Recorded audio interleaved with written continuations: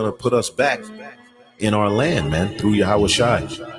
We're going to be sovereign. We're going to rule. We're going to win. We're going to have everything in abundance, man. Our heart's desire, and our enemies will be our footstool. But now hath he obtained a more excellent ministry, by how much also he is the mediator of a better covenant, which was established upon better promises. For if that first covenant had been faultless, then should no place have been sought for the second. For finding fault with them, he saith, Behold, the days come, saith the Lord, when I will make a new covenant with the house of Israel, and with the house of Judah, not according to the covenant that I made with their fathers in the day when I took them by the hand to lead them out of the land of Egypt, because they continued not in my covenant, and I regarded them not, saith the Lord.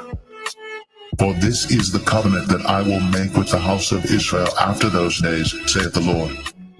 I will put my laws into their mind, and write them in their hearts, and I will be to them a God, and they shall be to me a people. And they shall not teach every man his neighbor and every man his brother, saying, Know the Lord. For all shall know me, from the least to the greatest.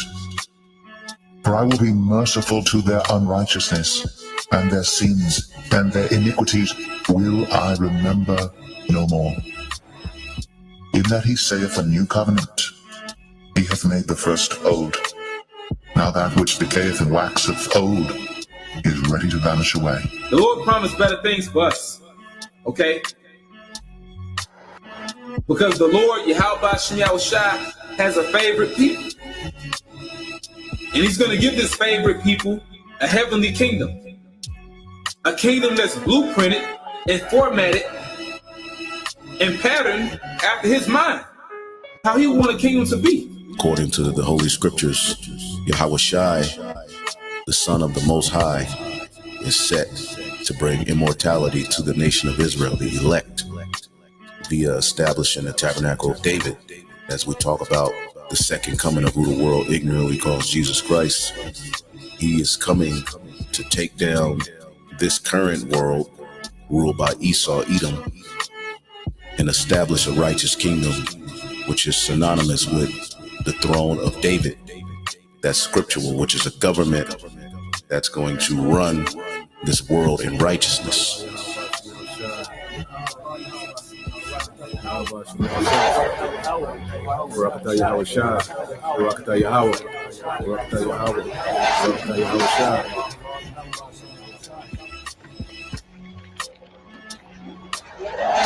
The Lord is going to put us back in our land, man, through Yahweh Shai. We're going to be sovereign. We're going to rule. We're going to win. We're going to have everything in abundance, man. Our heart's desire, and our enemies will be our footstool.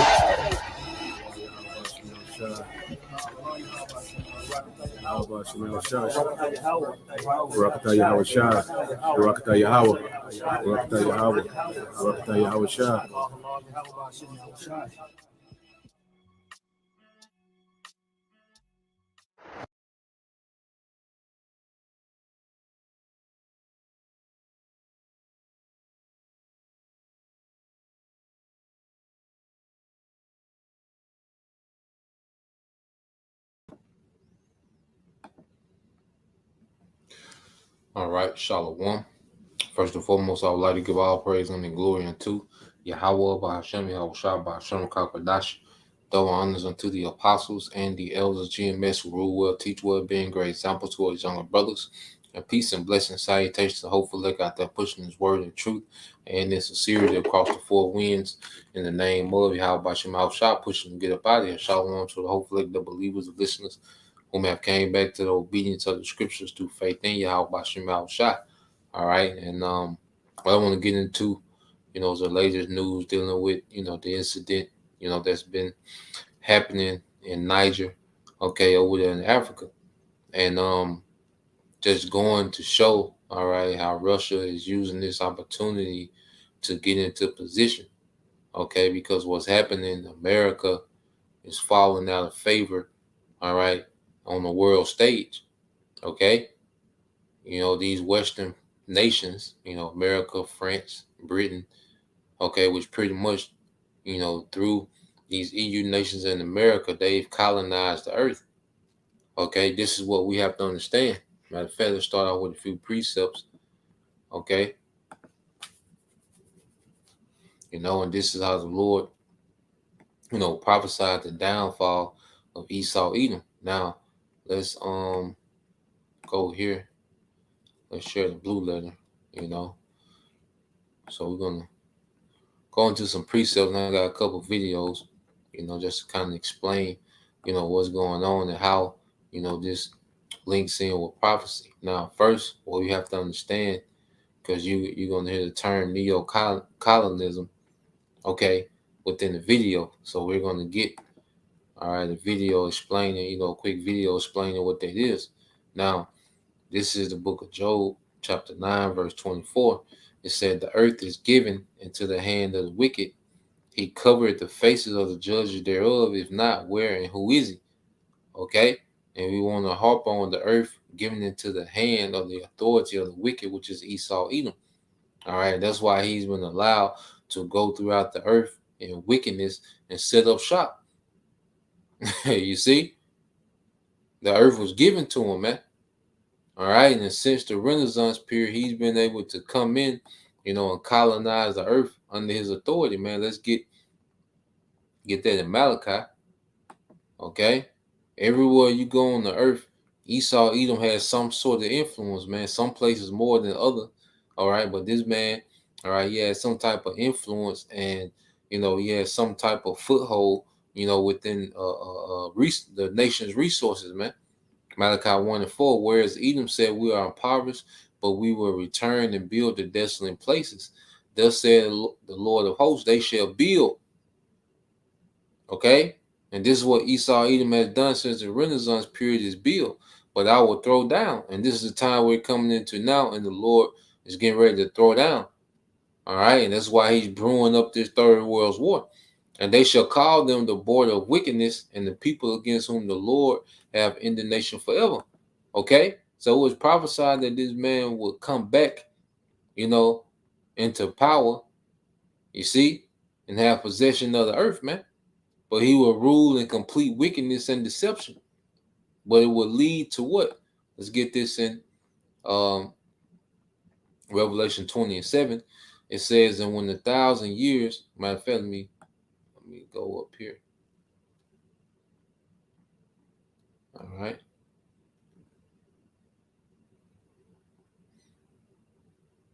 It's in Revelation 21. It says, "And I saw an angel come down from heaven, having the key of the bottomless pit and a great chain in his hand." It's Yahweh Shai. Yahweh Shai has the authority to put nations in captivity and take nations out. That's why he's coming to deliver us out of captivity and put all these other nations in. Okay? But this is when Esau, all right, was bound, and restrained from rulership for that 1,000-year period.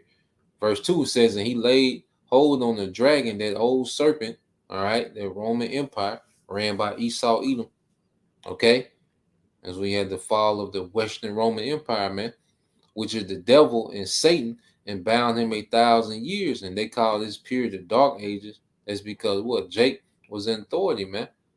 Okay, now Jake was going off, where they still had more integrity than Esau, man.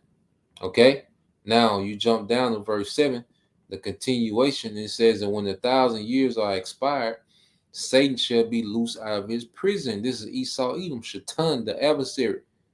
Okay, the physical counterpart of Satan in the earth. So he was loose, and it says, "And shall go out to deceive the nations which are in the four quarters of the earth." So Esau came back in power, all right, and his power structure is rooted in the foundation of what? Deception. Okay, mainly his false narrative dealing with Christianity. Okay, you have iconoclasm. All right, was he painted over the dark images? So his false religion, his false history, okay, and his many other deceptions will go out to the four quarters of the earth, man. And that's why the foundation of his empire was rooted in lies. That's why the undoing of his empire is what? Undoing those lies with truth. Okay? Bringing down the strongholds of this man's deception, man. Okay? It says, and shall go out to deceive the nation which are in the four quarters of the earth, Gog and Magog, which is Russia, to gather them together to battle, the number of whom is the sand of the sea. Okay? So Esau will come into power during the Renaissance period, go out with deception. Okay? But it was going to lead to a major conflict with Gog and Magog, which is Russia, man. Okay? And this is going to be the end of Esau's empire. Let's get that in Isaiah. Okay? In Isaiah 13 and 17, we get straight to the point. It says, behold, I will stir up the Medes against them. All right? And the Medes are what? Russia. Okay? We shall not regard silver, and as for gold, they shall not delight in it. Their bows, okay, those missiles, also shall dash the young men to pieces, and they shall have no pity on the fruit of the womb, and their eye shall not spare children. And Babylon, the glory of kingdoms, the beauty of the Chaldees' excellency, all right? Well, the Chaldees are these elites of today, and America has been, pretty much the prototype of how they want the earth, within their NWO. Freaked out, okay, perverse, lawless, okay, anti-Messiah. You see? So this has been the elite's playground over here in America, man. The Chaldeans' excellency, man, okay, shall be as when the Most High, all right, overthrew Sodom and Gomorrah and dealt with fire. Okay? So let's go from there. And I want to get into what is neo, all right, colonization or colonialism. It's a quick video. I'm gonna go ahead and cue it up. All right, and so we can have all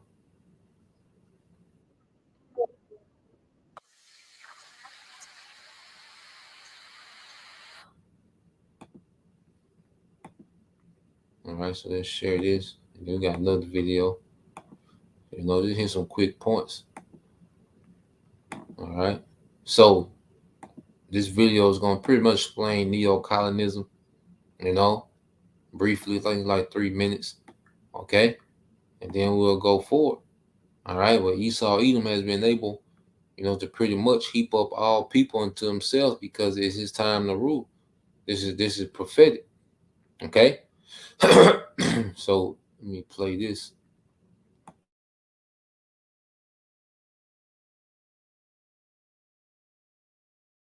What is neocolonialism?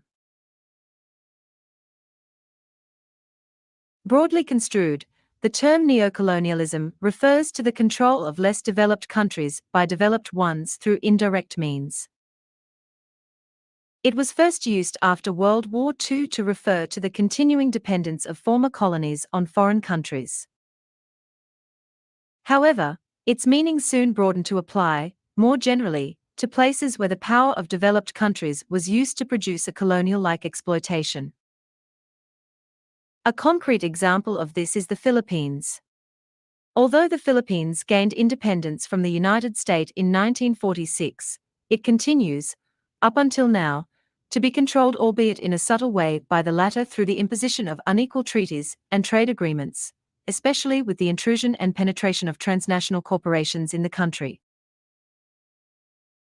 It is important to note that the term neocolonialism is now an unambiguously negative one that is widely used to refer to a form of global power in which transnational corporations and global and multilateral institutions combine to perpetuate colonial forms of exploitation of developing countries.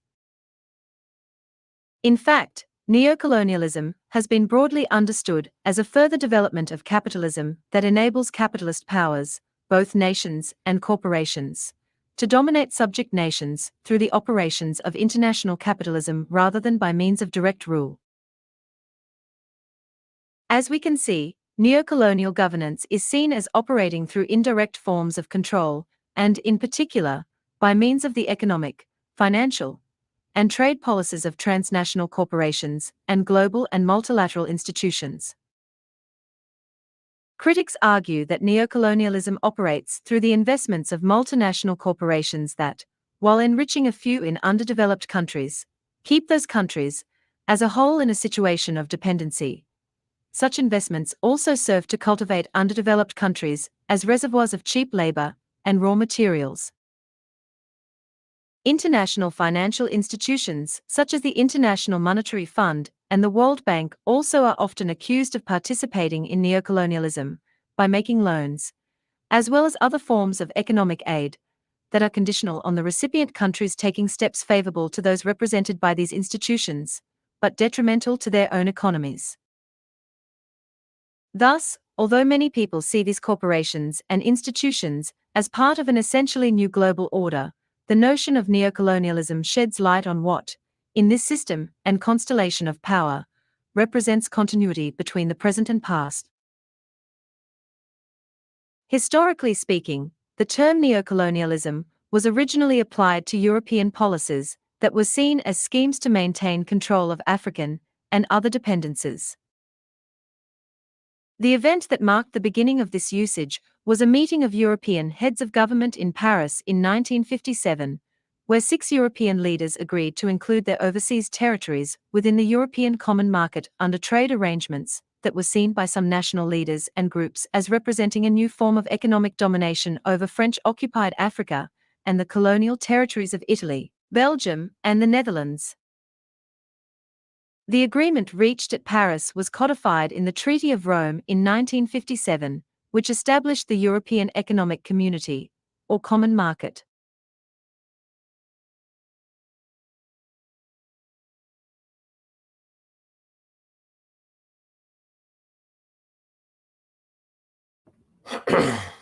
So to sum it up, all right, with neo, all right, colonialism, all right, what you have is these European nations pretty much ruling over these underdeveloped nations, all right, through economic, all right, obligations.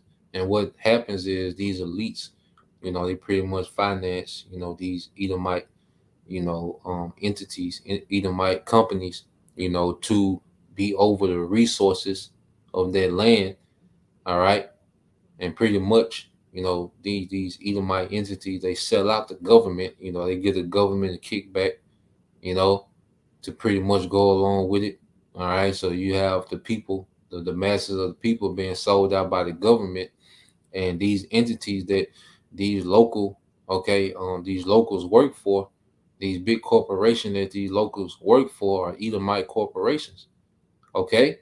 So they, you know, extrapolate the raw materials from these nations, distribute it, to their liking, get the money from it, and they give, the leaders, the puppet leaders, a kickback, all right, some hush money, and they might, do something for the infrastructure for that nation. They might build a strip mall, some few buildings, a school, and within that school, what you think being taught, man?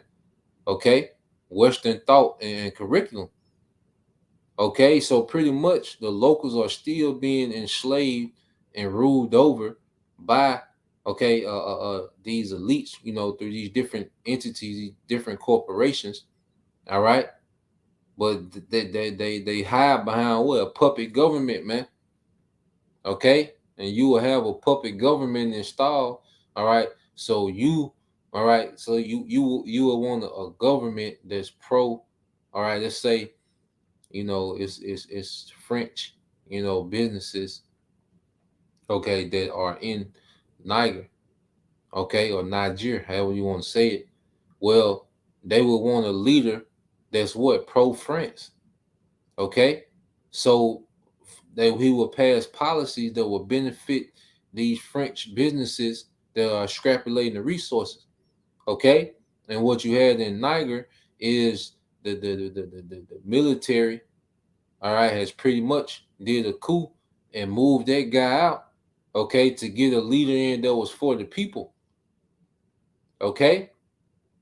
And what you have, Russia is taking advantage of this opportunity to come in and assist, okay, militarily, man, all right, even with food, which we're going to get that. Now, this is nothing new, all right, where you will have, the regional powers will set up puppet governments, okay, within the region, all right, that will benefit the regional power. Okay, it happened in the scriptures. It happened with us. Okay, let me just get some examples real quick. Okay, and then we'll go back. Now, I want to get those examples, and then we'll go forward. Now, this is let me see. Yeah, let's get Second Kings. All right, 23. And we start at 29. All right, this Second Kings 23 and 29. All right. It says, in the days of Pharaoh Necho, king of Egypt, went up against the king of Assyria to the river Euphrates, and King Josiah went against him, and he slew him at Megiddo. When he had seen him, Josiah died in battle. And his servants carried him in a chariot dead from Megiddo and brought him into Jerusalem and buried him in his own sepulchre. And the people of the land took Jehoaz, the son of Josiah, and anointed him and made him king in his father's stead. Jehoaz was 20. All right. Jehoaz was 20 and 3 years old when he began to reign, and he reigned 3 months in Jerusalem. And his mother's name was Hamatal, the daughter of Jeremiah of Libnah. And he did that which was evil. And he did that which was evil in the sight of the Lord, according to all that his fathers had done. And Pharaoh Necho put him in bands. Okay. Hold on. Come on, man. Damn.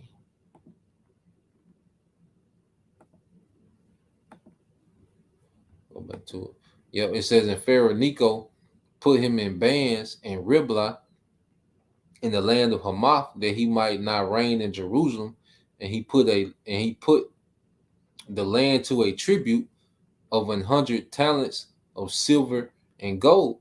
So you had Egypt, which was a regional power at the time, okay, remove, okay, a Israelite king, put Israel under tribute in order to, all right, collect that tribute. What did he do? And Pharaoh Necho made Eliakim, the son of Josiah, king in the room of Josiah, his father, and turned his knee to Joachim, and took Jehoaz away, and he came to Egypt and died there. Okay, so you had the Pharaoh Necho of Egypt, okay, put pretty much a puppet king in place in Israel to collect their tribute. Okay, he put a Egypt friendly king in power. All right, this is what, you know, regional powers or superpowers would do. They would set up puppet leaders, okay, to pretty much keep the people in control. All right, while, you know, what you call a client state or a vassal state, someone that's in tribute, you know, to the regional superpower. Okay, so they'll put a puppet leader up for their client state or their vassal state.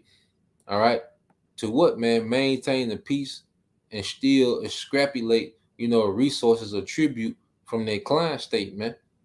Okay, it was like a light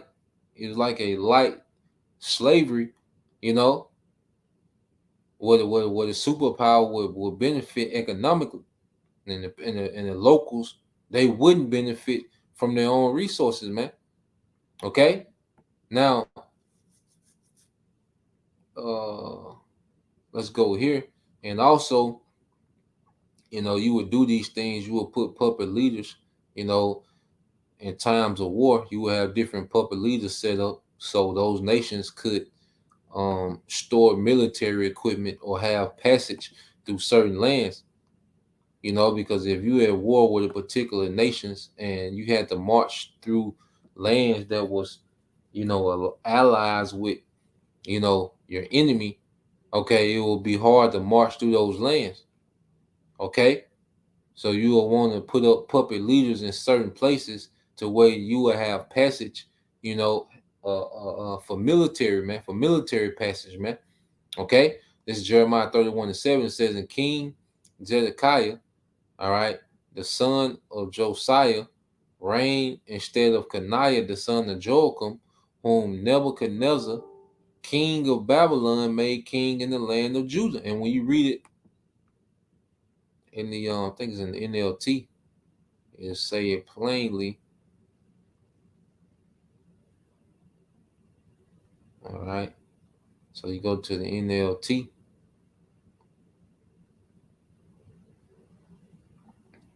All right, it says Zedekiah, son of Josiah, succeeded Jehoiakim, son of Jehoiakim, as the king of Judah. He was appointed. You see that? He was appointed by King Nebuchadnezzar of Babylon. Okay, so Nebuchadnezzar, he appointed pretty much a puppet leader, all right, for Jake, for the southern kingdom. Okay, so this is not a new practice. What we seeing when we seeing these different nations set up puppet leaders, okay, within certain regions. Now, I'm gonna get this video.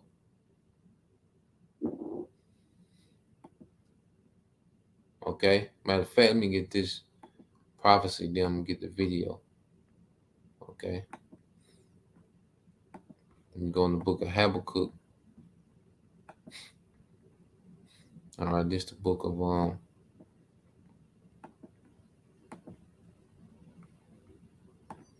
this is the book of Habakkuk. Okay, verses 1 and 6.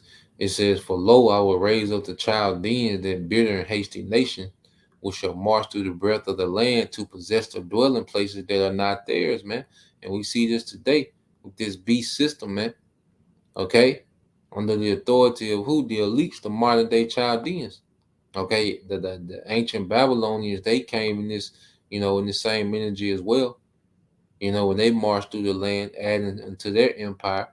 Okay, but now Esau, Edom, in this time, with the daughter of Babylon, which is America, Babylon the Great, is doing it on a much greater scale. And that's another reason why America is referred to Babylon the Great, because the things that Babylon did economically, militarily, America does on a much broader and greater scale. Okay? It says they are terrible and dreadful. Their judgment and their dignity shall proceed of themselves. Their horses are swifter than the leopards and are more fierce than the evening wolves. Their military and their horsemen shall spread themselves. Okay, is not the American military spread throughout the earth, military bases throughout the earth. It says, and their horsemen shall come from far, and they shall fly as the eagle that hasteth to eat. Okay, the eagle, man. They shall come all for violence. Their faces shall sup up the east wind. They shall gather the captivity as the sand. Okay? And this is what you call colonialism, man. Okay? Well, they pretty much set up shop all throughout the earth, man. All right? That capitalist, structure where pretty much you have a small group, okay, of people that benefit off the labor of the masses, man. Okay? It's going on in China, India, Africa, okay? And who's over those regions, man? Edomites, man. Either the French, Britain, or America, man. Okay, it says, and they shall scoff at kings, and their princes shall be a scorn unto them. They shall deride every stronghold, for they shall heap up dust, which is confusion, and take it. And what's the main way they heap up dust, man? Okay, through these so-called terrorist groups, that they pretty much unleash in these undeveloped countries, and then say, well, look, we're coming in to protect y'all. We're going to come aid, and they set up shop, okay? They cause all this confusion. Then they come in and set up shop and get those resources, man. It said, then shall his mind change, and he shall pass over and offend, imputing this power, all right, unto his God, which is Satan. Okay? Now, when you jump down to verse 14, because Esau is setting up a satanic world order, man, right before our eyes. It says, and make his men as fishes of the sea, and as the creeping things that have no ruler over them. They take up all of them with the angle or a hook. Okay, and what do they hook the people with? Democracy, liberty, freedom, convenience. They catch them in their net and gather them into their drag. Therefore, they rejoice and are glad, man. Okay? And these devils have the earth in their hands, man. All right? They have the earth carved up amongst themselves, man. Okay? Now, let's get this video and we'll watch probably about the first 8 minutes of it. You know? Just hit a point real quick. This is they're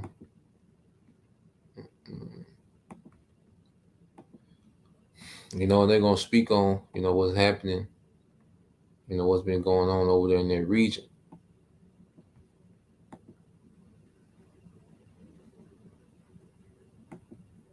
To Niger. This is Democracy Now!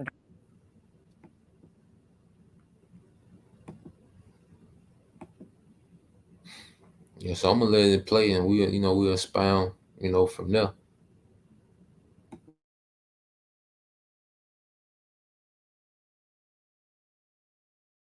This is Democracy Now!, democracynow.org, The War and Peace Report. I'm Amy Goodman. As we turn to Niger, a week after a military coup ousted President Mohamed Bazoum, the leader of Niger's new military junta has vowed to defy any attempts to restore the ousted president to power. ECOWAS, a bloc of West African countries, have threatened to take military action unless the coup is reversed by Sunday. That's August 6th. Meanwhile, the leaders of Burkina Faso, Mali, and Guinea have all warned against foreign intervention in Niger. On Thursday, President Biden issued his first statement on the crisis, saying, quote, "I call for President Bazoum and his family to be immediately released and for the preservation of Niger's hard-earned democracy." Bazoum is a close ally of the United States and France. The U.S. has over 1,000 troops in Niger, where the United States also runs a major drone base. Earlier today, Niger's new leaders announced they would end military cooperation with France, which ruled Niger until 1960.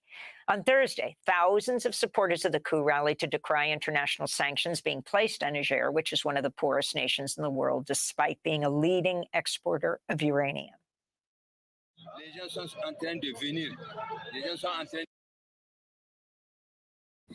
You see, they're one of the poorest nations in the world, despite being one of the leading, exporters of uranium, which is a substance used, in nuclear power and nuclear weaponry.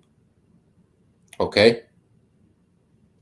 So that's why, this place is going to play a vital part in this war, man, because when you go to war, you utilize resources, man. So what we're seeing these Edomites doing is pretty much trying to show up resources, trying to procure resources, all right, and create these pipelines of resources to their military, man, okay, for this war that's brewing, okay?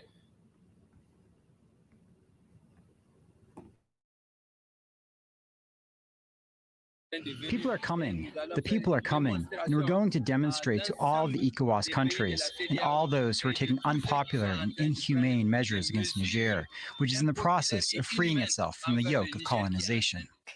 We're joined now by two guests. Olayinka Ajala is senior lecturer in politics and international relations at Leeds Beckett University. His new piece for The Conversation is headlined, "What Caused the Coup in Niger?" An expert outlines 3 driving factors. He's joining us from Glasgow, Scotland. And in New Jersey, we're joined by Nick Turse, investigative journalist, contributing writer for The Intercept, recently revealed one of the leaders of the coup in Niger, the Brigadier General Moussa Salou Bahmoud. And Baba Kasham, bro, could you put Revelation 6 and 4? And I wanted to get that in the book of Psalms. Let me see.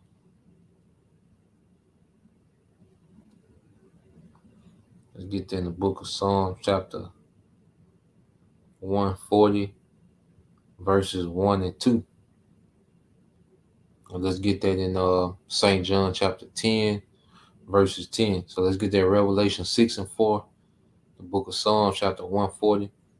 All right, verses 1 and 2, and St. John 10 and 10. Baba Kasham.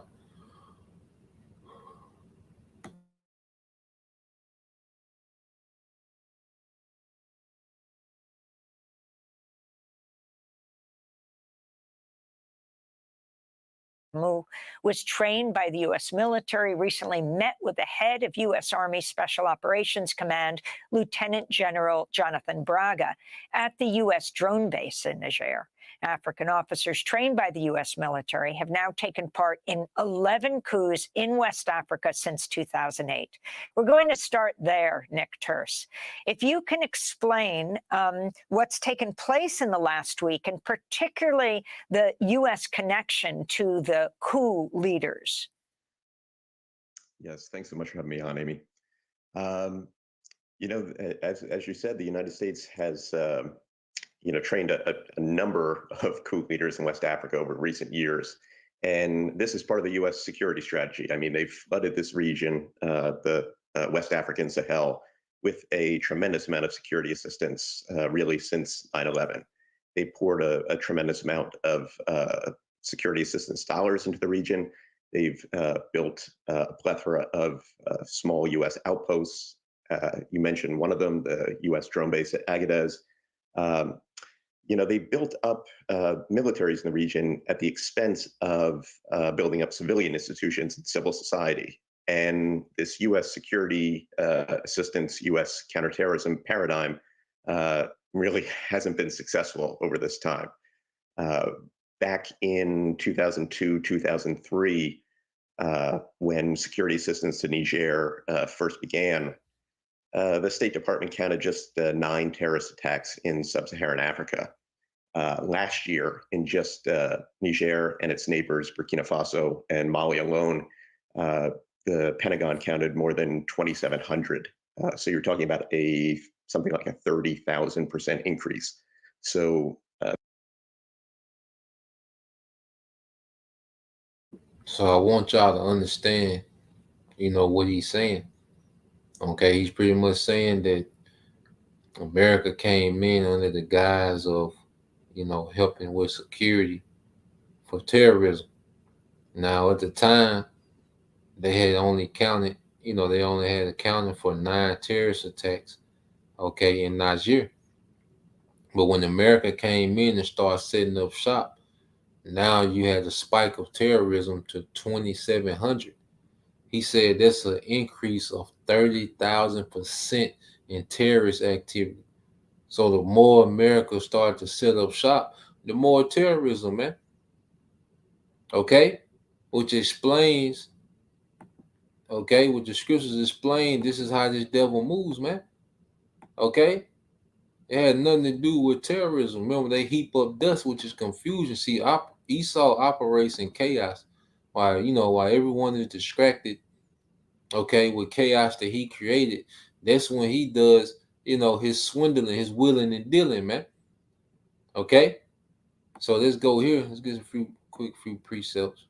All right, this book of Revelation, chapter 6, verse 4. Okay, this book of Revelation, chapter 6, Slaki, that's 4. All right. It's the book of Revelation, chapter 6, verse 4. And it says, and there went out another horse that was red, and power was given to him that sat thereon to take peace from the earth, and that they should kill one another. And there was given unto him a great sword. And this is what these devils do, man. Power was given unto these devils to take peace from the earth, and this is what they do. Terrorist attacks went from 9 to 2,700 under Esau's watch, man. Okay? This nigga, death follow this nigga, man. War and violence follow this nigga, man. Okay? And this man has, wherever he go, that's where the sword is. That's what violence is, man. That's why the scriptures refer to him as this. When you go to the book of Psalms, chapter 140, it says, deliver me, O Lord, from the evil man. Preserve me from the violent man. Okay, wherever he at, violence increases, man. Okay? Which imagine mischiefs in their heart continually are they gathered together for war. Okay, so wherever this man, that's why he's known as the border of wickedness. He's known as a violent man. He's known to take peace from the earth, man. This is him. Okay, Esau's action shows who he is according to the scriptures, man. Okay, Yahushua, warned about this guy, man. Okay? It's the book of St. John, chapter 10, verse 10. It says, the thief cometh not but for to steal and to kill and to destroy. Okay? This is all this devil does, man. He comes in, causes confusion, causes chaos, causes a spike in violence, and he takes the resources, okay, as he destroys the people. It said, I am come that they might have life and that they might have it more abundantly. And this is Yahweh Shai. And this is beginning with the elect. Okay? Yahweh Shai is going to rule in a complete opposite fashion the way that these devils rule, man. Okay? It's going to be rigorous on these heathens as far as the labor. Okay? What the earth is going to yield forth is abundance, man. The earth is going to go back to being plentiful, man. Not, okay, a small percentage of people hoarding all the resources, man. Okay? So let's go from there. I'm going to play a little more of it.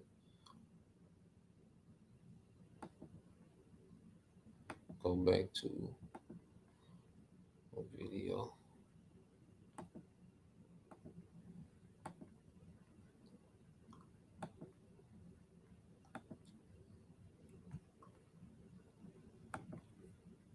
There's been a tremendous amount of security assistance poured into the region, but the metrics have all gone in the wrong way. And Olayinka Jala, if you can talk about the significance of that U.S. connection. I mean, on the one hand, you have President Biden saying he wants democracy to be assured, although he didn't, interestingly, say Bazoum must be restored. He just said the family must be protected and democracy must be preserved. But the significance of the U.S. connection, the French connection, and the fact that those who are involved with the coup are couching this as an anti-colonialist move. Yeah, absolutely. The U.S. and France have significant interest in the country, military and economic interest. You mentioned the fact that Niger is the seventh largest producer of uranium in the world, and most of these natural resources are mined by French companies. So the citizens in the country are seeing a lot of military installations. The drone base in Agadez, lots of military formations around the country without substantive economic growth. So this is one of the reasons why we've seen quite large protests in support of this. So the role of the U.S. and France is one of the reasons, especially in terms of the lack of economic development, but increase in military development and association is one of the reasons why the citizens are actually revolting and supporting this coup. And can you talk about who goes out in the street and also the U.S.-Russia connection?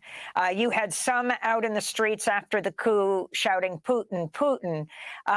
But who is going out and who is staying home? Well, speaking with people on ground in Niger, it's almost as. So you see, you know, the people are pretty much chanting for Putin. And the Lord got set up where Putin, you know, is this, you know, heroic figure, you know, in their region. Okay? And it's all prophetic. If a brother can get that in, you know, in Ezekiel, all right, 38, okay? Getting the road that Russia will pay. He will be a guard unto them. You know, Persia, Libya, you know, if a brother can post it in Ezekiel. Okay, but see, this is the same thing you had, you know, when Cyrus, you know, came into Babylon, you know, which he was the king of the Medo-Persian Empire, and he came into Babylon, okay, and they pretty much looked at him as a liberator because the Babylonian king, you know, was you know, he was poor. He was having, you know, poor management of the empire. Okay, he left his son Belshazzar in charge, you know, while he was going around pretty much, you know, giving reverence, you know, to the moon god, you know, and the inhabitants, they was frustrated, with his rulership. Nabonidus, I believe that's his name, Nabonidus, King Nabonidus, the son of Nebuchadnezzar, okay, of the of the um of the Neo-Babylonian Empire. Okay, a lot of nations looked at Alexander, okay, as a liberator. When he came to Egypt, they looked at him as a liberator from the Persian slavery, man. Okay, so now the Lord has it to where these African nations, these particular African nations, are looking at Putin, all right, as a liberator, man, and it's all going into prophecy, man. Okay, let's get there. Now I got a few more things I'm gonna share. This is Ezekiel 38. All right, get straight to the point. All right. This is Ezekiel 38:4. And I will turn thee back and put hooks into thy jaws and will bring thee forth. And this is speaking of Russia. All right, that's why you see Russia coming forth. They're moving forward, within Europe and Ukraine now, but they're going to keep coming forth, all right, all the way into the Middle Eastern region, man. Okay, for that the Battle of Megiddo, all right, the Valley of Jehoshaphat, Yahweh Shaphat, all right, and it says, and I will bring thee forth, and all thy army, horses and horsemen, all of them clothed with all sorts of armor, even a great company with bucklers and shields, all of them handling swords. Okay, and then Russia is becoming one of the main arms dealers, all right, in their region of the earth, man. Okay, well, India, Iran, okay, and even now, these certain African countries, man. All right, Persia, Ethiopia, and Libya. All right, with them, all of them with shield and helmet. So it's mentioned Persia, which is Iran, Ethiopia, and Libya, which are what? African countries, man. Okay, and you go here. All right, let's pull this up real quick. Pull this up.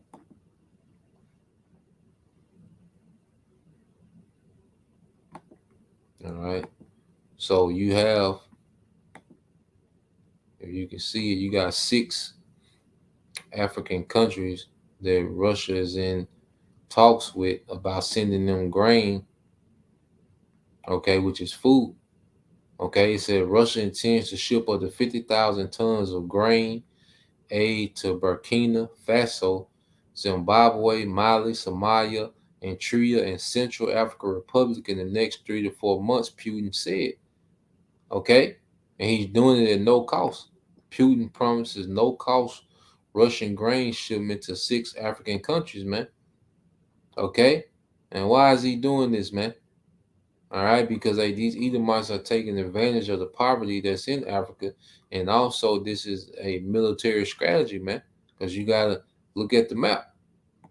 Okay, look at the map and understand strategy, man. Okay, so you look at the map. All right, this is the map in. Hold on, Slocky.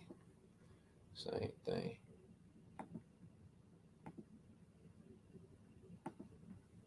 This is the map. Okay, this is Northern Africa. Northern Africa and the Middle East. Okay, so let's look at these maps.